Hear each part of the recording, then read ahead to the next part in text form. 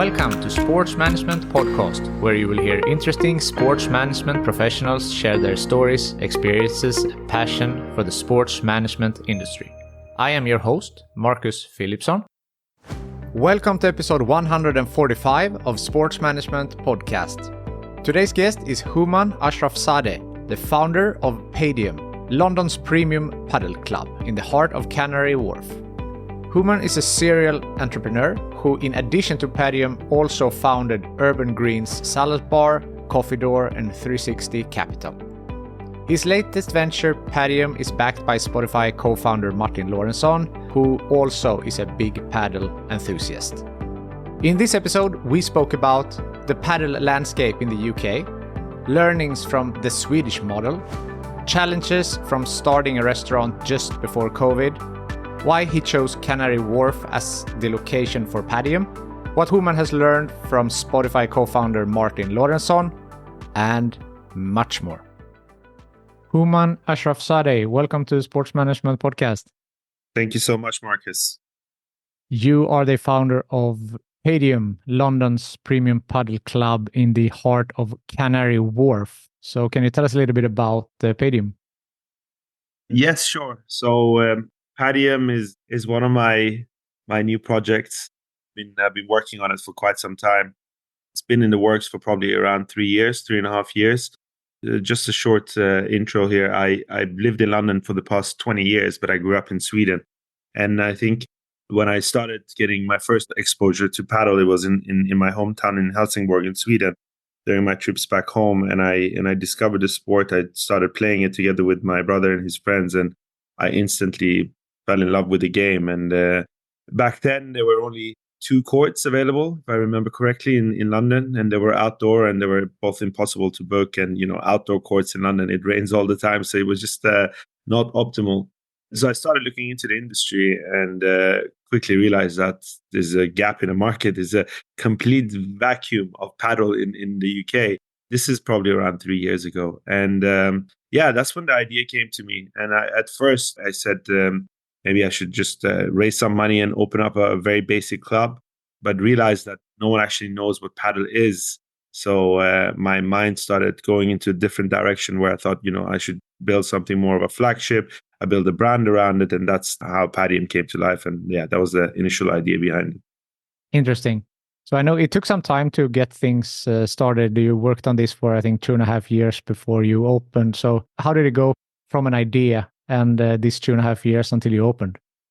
So the idea was actually even longer than the 2.5 years. The 2.5 years it took was probably from when we started engaging with Canary Wharf. So if I go back further in time, as I said, my idea was to just build something more basic. I was looking to raise money.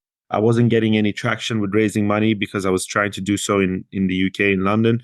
No one was familiar with the sport. But if we fast forward to the time when Martin Lorentzon got involved, my business partner, and I started engaging with Canary Wharf, we initially were looking at another site, an alternative site, which was in Wood Wharf. And we spent probably 8 months drawing up, designing, having engineers, and working on that plot. Quite far into the process, around six months into the process, I was told that there was going to be a tenant underneath in the basement of that building, and they needed fire exits to come out in between the courts. So all of a sudden, we had to redesign and rebuild this because we had to have 4 fire exits coming up as like corridors in between the courts. And it would just not have been the nice experience that I had in my mind. So we pushed for a redesign and to build, completely redesign this. And it would have been complicated and would be very costly. But instead of just scrapping the idea, Canary Wharf came up with an alternative plan to move us over to Bank Street. Now, Bank Street was very complicated because it was on 15 meters of scaffold. That plot of land that we are on was supposed to be another skyscraper. So, it was just a 15-meter hole that they had filled with scaffolds and just built like a meantime park. And for us to build a paddle club on top with canopies and everything, it required us to re-strengthen and do a lot of work with that scaffolding so that it would bear all the weight and loads and wind and all these sort of factors. So that's what took a long, long time. We had lots of works with engineers on both sides, making sure that all these forces would be able to withhold once we built. So that was one of partly the reason why so much time was taken. But also when we started building, we had to then pour concrete, and then we had a really cold winter, and that winter also delayed us because you need to have a certain temperature over a consecutive certain number of days in order to pour the concrete, and it was just delayed by a couple of months because it was so cold. So yeah, some of those reasons. I see. Yeah, and you mentioned you're from Helsingborg, which is kind of the paddle mecca in Sweden. And the Swedish model of paddle has been something that has been talked about, that it really exploded during COVID. And now some of these places have had to close and the curve has flattened out a little bit. So are there any learnings that you took from Sweden before now when you implemented in London? Yeah, I mean, apart from the fact that in Sweden we have so many clubs close to each other and there was no sort of control on how many clubs are opening up in the same place. I don't think we'll have the same issue in the UK because the process of opening up clubs is just much slower with planning permissions and things like that. But I would say the learning would be that we have seen in cities, even in Helsingborg, when you have multiple clubs, the clubs that are doing the best are the ones that are managing to create a community, build a club where it's not just a couple of courts and some changing rooms. You need to build it in a way where you have a lot of activities going on, good schedule with lectures and classes and these sort of things, tournaments. These are the things that brings people together, and you have to differentiate yourself that way. And I think we put a lot of effort into making sure that our club has all those elements from the very beginning.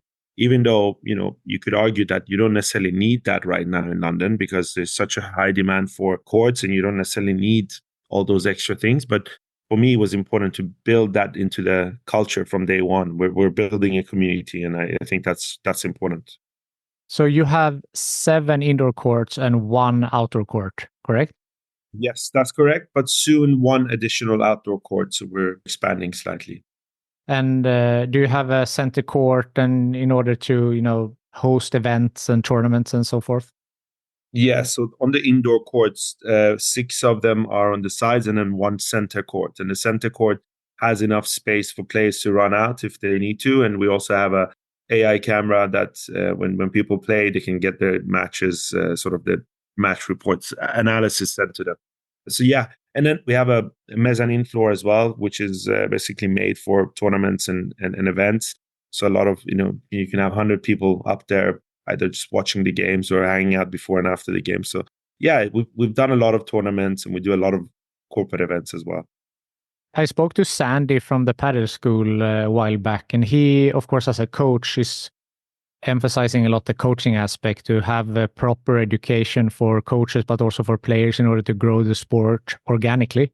Is that something that you have incorporated also at the Padium? Yes, definitely. We have great coaches working for us, and we would put a lot of emphasis in putting together a curriculum for the coaches that makes sense. And through the coaches, we do a variation of different types of classes and academies that are suitable both for beginners, but also for intermediates, but also for the more advanced. And we do that in variations of ways, like intro to paddle sessions, and we do club nights, various different academies, but also private sessions. And yeah, our coaches have been super busy since we started 6 months ago. And yeah, huge demand. A lot of people have just heard about paddle and they want to come in and do some sessions. And it's a great way to get into the game. So how is the interest for paddle and the paddle landscape in UK? Well, I can only judge right now based on what we see at Padium. And I would say it's crazy high demand. A lot of people are looking, we have lots of new customers coming in every single week. And the ones that come and play, they keep coming back because they find it so much fun. And then I think on a weekly basis, we probably get 20, 30 emails from prospects that just email us and saying, hey, I've heard about paddle. I want to come and try. How does it work? So yeah, it's pretty big. And I see that it keeps going up and up. And just a couple of weeks ago, we expanded our opening hours to 11 o'clock at night instead of 10 o'clock at night. And it didn't take longer than a week for those 10 to 11 p.m. slots to fill up as well. And now we're full every day till 11 p.m. So yeah, it's crazy. And we're now considering opening up to 12 just because the demand is there. I see. Is it a pay and play structure, or is it a membership based, or how are you working there? I really like that Swedish model that I had seen myself in Sweden, which is pay and play. Myself, I've lived in London a long time, as I said, and with different sort of clubs in racket sports, I was always, they require you to have a membership, and it is long waiting line to get a membership. I just didn't like that. I wanted things to be more inclusive, so I incorporated a pay and play model. Everyone's welcome. However, we have an element of membership as well. So the membership elements allows you to book further in advance than non-members, and you also get discounts on our off-peak hours. So there are definitely perks of having a membership if you're really keen and you want to play on certain hours of the day, especially now as we're just growing in popularity and we have a lot of customers now. So if you really want to have that Tuesday 7 p.m. slot, I think you would not be able to get it if you don't have a membership. So talking about the location, for those of us who are not super familiar with London, we said it's in the heart of Canary Wharf in London. So explain a little bit the area. So Canary Wharf, if we go back in history, it was the financial district or the extended financial district of London. So it was opened up. It was developed, I think, 30 years ago, something like that. And initially only had banks and law firms on that plot of land, which is in East London, further out from. If the initial financial district was in the area of Liverpool Street, this was an extension because London needed more space for this. So Canary Wharf was developed, and it was a brand new area that developed. You have skyscrapers, and every building in there is just super modern. Obviously, after pandemic has slightly shifted, people are not working from the office the same amount as before. So Canary Wharf has also gone through this transition of changing that area into more of a lifestyle. So yeah, I would say it's super accessible, the area by train from central London. It takes probably 15-20 minutes to get to from Bond Street, which is central London, towards the east. And we've seen a lot of players coming both from local, but also coming in from central London. So yeah, super accessible, great location. We're in between the banks. Our next door neighbor is Morgan Stanley and JP Morgan. And we have a lot of those boys coming and playing all the time. So it's great. But as I said, lots of people coming from central London too, which is really fun. Of course, taking learnings from Sweden, sometimes they are very remote located that are difficult to go to if you don't have a car. So having that opportunity to go with a train from central London and easy accessible is a huge win, I would think. Definitely. Yeah, absolutely. I myself, I live in central London, and I make that journey to go and play with my friends, and it's just convenient. And as I may have said before, we have nice changing rooms. You don't necessarily need to go out of your day. You can go and play and then continue your day afterwards, like any other sort of premium gym you would go to. Your co-founder at Padium is Martin Lorentzon, and for those who doesn't know him, he is also the co-founder of Spotify. So how has it been to work together with him, and are there some learnings that you've taken from his entrepreneurship and how he is doing business? Yeah, it's amazing to be business partners with such a successful entrepreneur. His mind is so grand, like the visions that he has. It's interesting because when you speak to him about business, he thinks big, and you get a different perspective of things. So it's really, really interesting to have that element and that perspective of things when you think big. And then I'm obviously on the ground and I'm looking at smaller things, but I also have a bigger vision. But his vision is even bigger. He's more like, how do we change the world for better, for example? So how do we do this on a Padel point of view? So no, it's incredible. He trusted in me from day one, and he's been a great business partner. He's brought me a lot of credibility. He's opened up a lot of doors, and continuing to do so as we grow. So we're looking to expand across the UK, and his name is definitely adding a lot of value for when we speak to different partners. He's not involved on a day-to-day basis, obviously. He's got other things to do, but he's from a strategic point of view, he's there. But he's not a passive investor, but he's not just on the day to day. Yeah, he's not day to day at all. It's more about like strategy. We discuss. In fact, I'm in Stockholm right now. I met with him, and we had a conversation this morning about what our future plans are, for example. And he's very passionate about paddle, which helps. And he definitely wants to get involved when it comes to the nitty-gritty details of the club. Things like ceiling height really matters, which kind of clubs and courts we're implementing, and things like that. So he obviously knows the sport and he knows all the technicalities. That's really good. But his value add is definitely on the bigger things. I see. So now after this meeting, what are the future plans for Padium? So we definitely want to, my vision is to be the biggest and the most premium brand of paddle in the UK.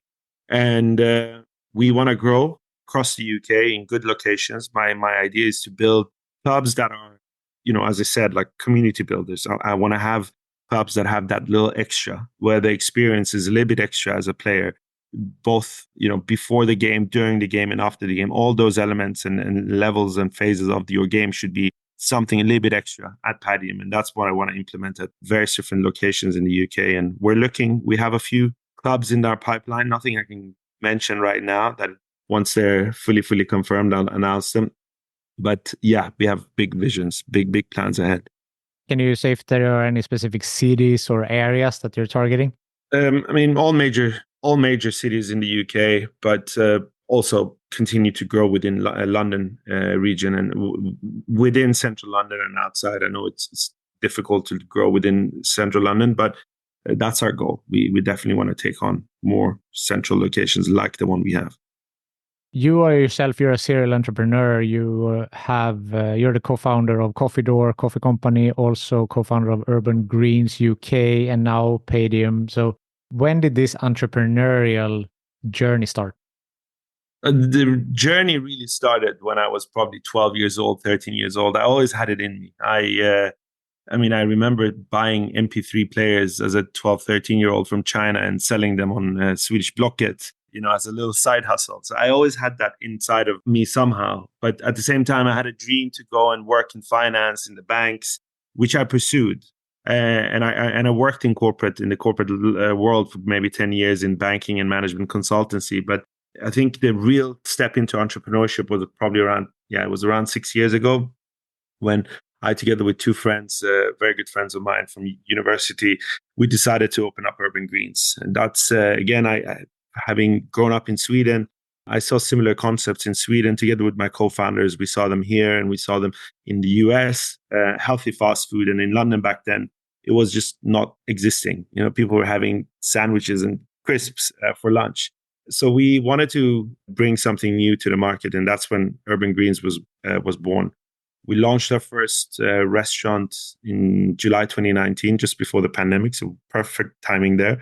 That was when I quit my job in the corporate world and started my own thing. And since then, I've never looked back into going back to corporate. I've loved the entrepreneurship.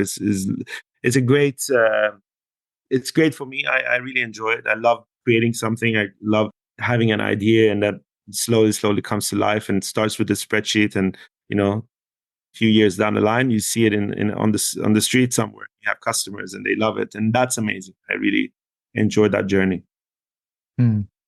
Urban Greens, then COVID came, obviously, and also Coffydoor was also approximately in this time frame. So how was this like especially with restaurants, during this period?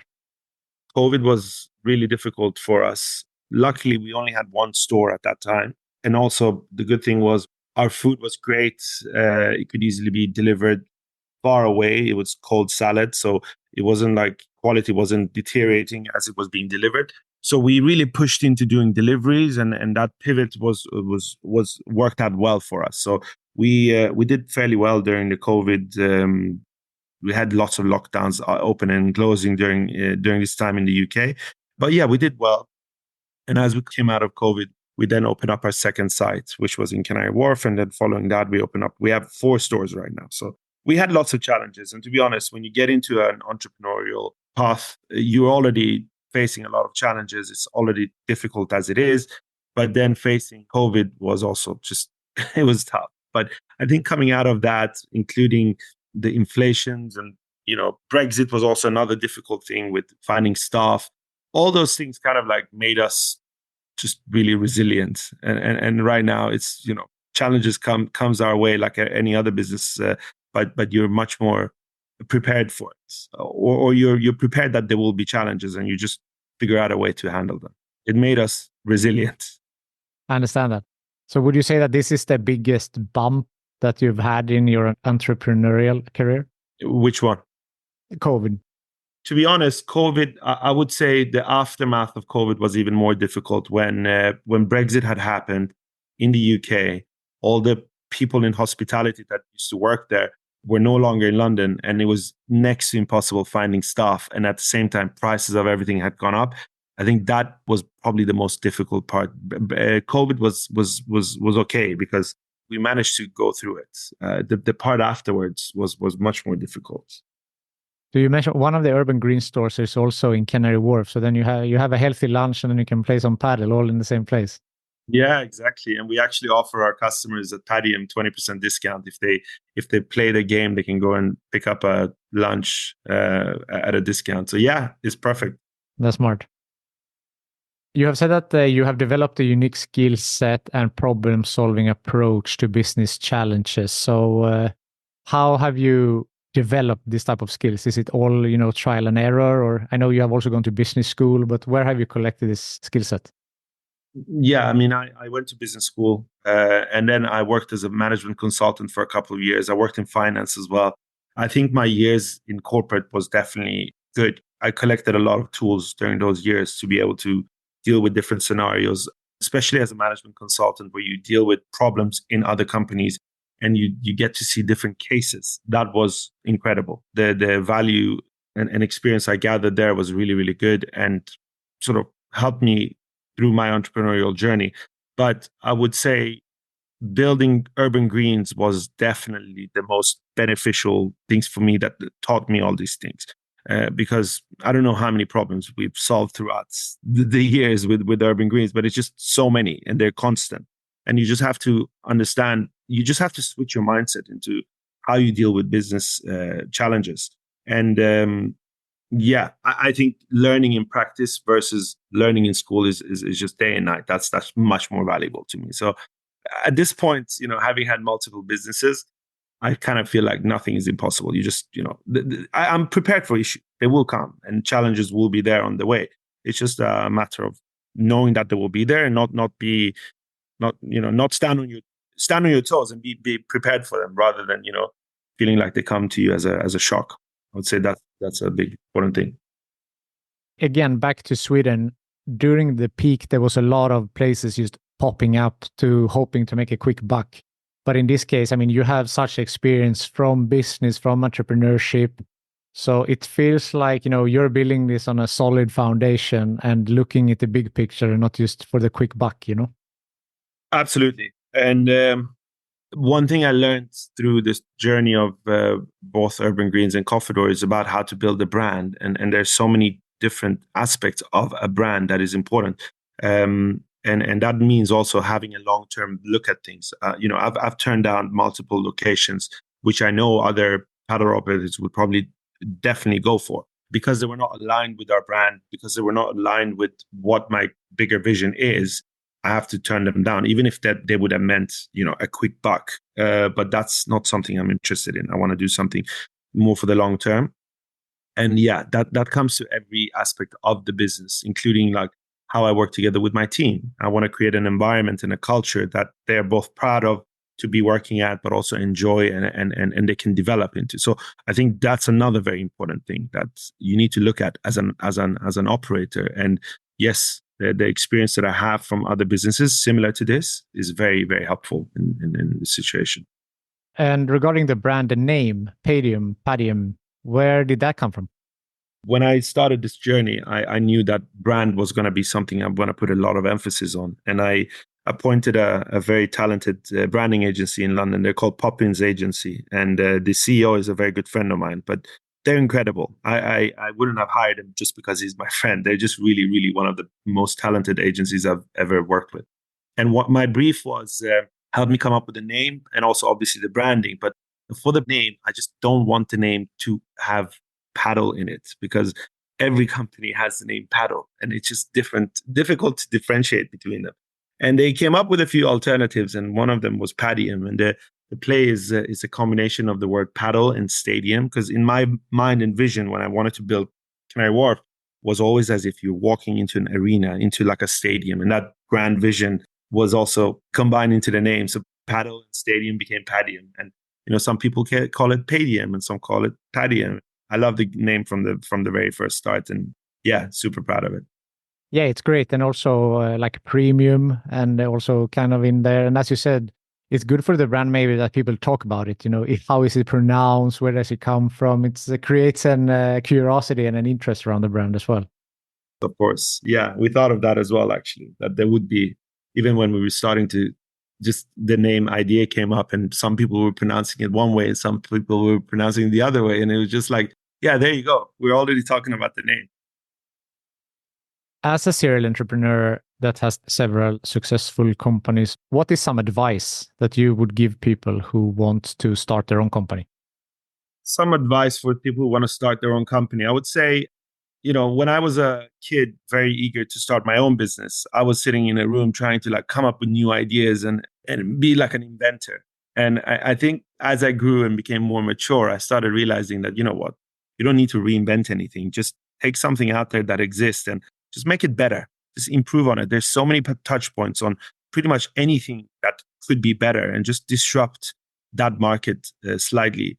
You can do it like that. And that becomes simpler. So if you, first of all, from an ID generation point of view, a lot of people want to do something. Just look at what you're passionate about. You need to have a passion for whatever you get involved in, because as I've now mentioned in this conversation, there's going to be a lot of challenges that you go through. And if you're not truly passionate and in love with that project, at some point going to be like, oh, it's not worth it. There's just too many headaches, too many challenges. It's just not going to work out. So be very determined and have a goal. I would say these are some of the very basics. I mean, it's a broad question, but these are some of the very basic fundamentals. I would say that, be very determined and have passion. And the idea doesn't have to be that unique. It's all in the execution of things. And one thing that Martin actually talks about a lot when it comes to entrepreneurship is about, the idea is not that important. It's the execution of it. So I'm very open with ideas that I have. I share them with people. I hear them out. I want to hear their thoughts and feedback and things like that, rather than being very secretive with an idea. Because ultimately, the idea can be as good as you want. It's just, 90% of it is execution. It's a broad question. I understand that. And I think your answer was great. And in your case, talking about the passion part, coffee, food, paddle, I guess they can sometime, they can overlap a little bit, healthy lifestyle. Yeah. But they are also very different. They are very different, but at the same time, very similar. They fall into lifestyle. I love food. I absolutely love food. So Urban Greens was very easy. So is Coffydoor. I love coffee. I love food. But, it's a lifestyle type of a food brand. And Padel is also part of a lifestyle brand. It's not like I'm a paddle nerd. I just love paddle. I like to play it. I'm not the best player. I'm an intermediate player at best right now, but I love it. I love everything that comes with it. So there are definitely, from a lifestyle point of view, these are things that have a lot of commonalities between them. And I think down the line, I will continue build brands within more of a broader lifestyle point of view. So you still have that eagerness for more investments and more endeavors? Not right now. I'm very busy right now with things I'm involved with, but I can definitely see that in time I will continue creating something. I love, I build vision boards in Excel. That's where an idea comes to mind, and ideas come to me all the time. And sometimes I write them down when I have an idea, and I'm like, I'll park this one for later. But at some point in future, I will definitely continue doing other stuff. Looking ahead for the future, we mentioned that you're looking to maybe open up some more Padium locations. With regards to Padium and your other endeavors, in the near future now, what are you working on? Working on Urban Greens and Padel and Padium, both pretty much 50-50. Both are in a growth phase. So Urban Greens, we have 4 locations. We're opening up another 3 this year. And then we were now for the first time opening up to external capital for Urban Greens. So we're looking to do a raise to take it to the next level. And I think at this point, Urban Greens would be brought to another level where you need someone more of an expert to come in and help us to get it to that level. Because, we're three guys without any real hospitality background, kind of like learned on the job. So we're ready for that stage now, which is super exciting. And Padium as well. I mean, can't go into too much details of where our next locations will be, but there will be a few new locations confirmed in the next few months. And I'm super excited. And, UK is my main market for now. That's what I want to focus on. But there are other emerging markets in Europe for Padel, which potentially we'll look at as well. And we've had lots of interest from the Middle East to do something there because we have a lot of Middle Easterns playing at our club and they love the club, they love the brand, they love the full experience, and they want to bring it over there. So open to those ideas as well. We'll see, but I'm not rushing. I want to take things, build this in a sustainable way, which, take the right decisions rather than going for a quick buck. Exciting. Would that be a franchise type of model if you go to Middle East? It would probably be a license model. Interesting. For the listeners who now they want to follow, you might drop some, news in the future. How can they follow you or Padium? Well, I'm not very big on social media, so I'm not really the best person to follow personally on Instagram. But Padium UK on Instagram is to be followed if you want to hear about what happens with Padium, or just follow me on LinkedIn. LinkedIn is probably the best way. Awesome. I will put the channels in the description below. Good stuff. Houman, thank you so much for taking the time to be on Sports Management Podcast. Thank you so much, Marcus. It was a pleasure. Thank you for listening to the Sports Management Podcast. Please hit the subscribe button so you don't miss out on any upcoming episodes. Also, feel free to leave a comment about what you thought about this episode. If you want to get in contact with me, send an email to sportsmpodcast@gmail.com or hit me up on Facebook, Twitter, or Instagram @sportsmpodcast.